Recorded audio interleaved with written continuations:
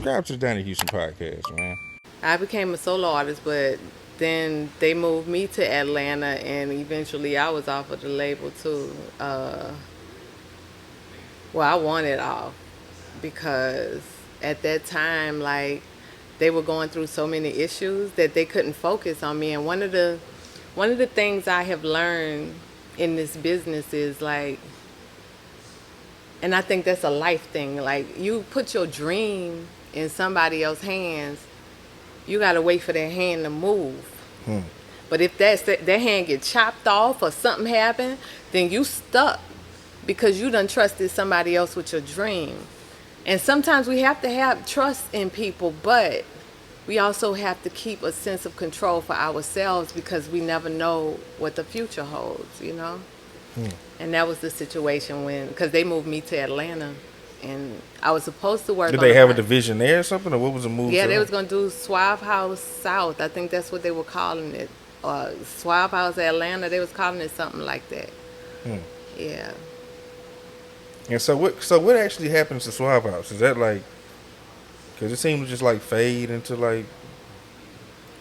I mean, you know, Draper still was putting out, because I know he had an artist named Noah, and he had another artist. Both of the artists were dope. I just think that at the peak of Suave House, like really blossoming, that's when it also started having a lot of snags being revealed. And when you say snags, like what you mean? I mean, just, you know, stuff going on with the artists and artists wanting to leave and, you know, different things like that. And I think that was kind of what damaged the image of, or the energy that Suave was holding at that point, because they was calling us the next, like, death row, and you know what I mean? So, yeah, I think that's what happened, but yeah. What's some of your favorite times from the Suave House days? Shooting pool with everybody and beating them.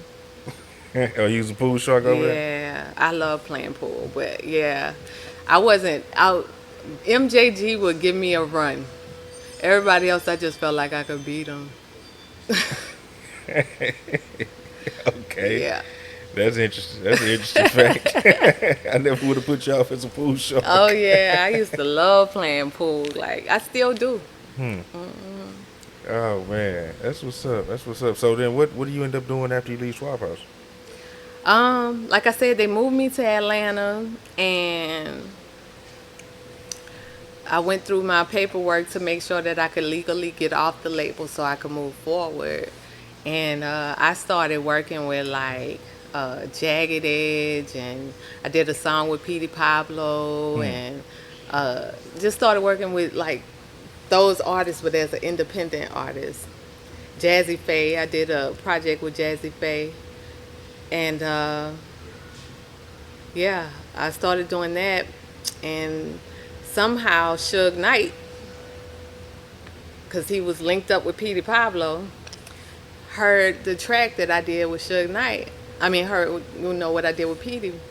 And again, I was at my mom's house, and he calls my mom's house, and it's like, yeah, I heard the song, like, I want to go ahead and get you out here, you know, come to California and whatever. So at the same time, I'm just like shook, and I know your reputation, you know what I'm saying? Like, and then I'm just like, dang, but I'm on the phone with Suge Knight right now. Like, you still a legend, dude. You know what I'm saying? So I'm just listening to him talk or whatever. And then he was like, yeah, we need to get you out here. So a couple of days went by, and then I ended up having my first brain aneurysm. And that is what stopped me. Oh wow. Yeah. Wow. Donnie Houston.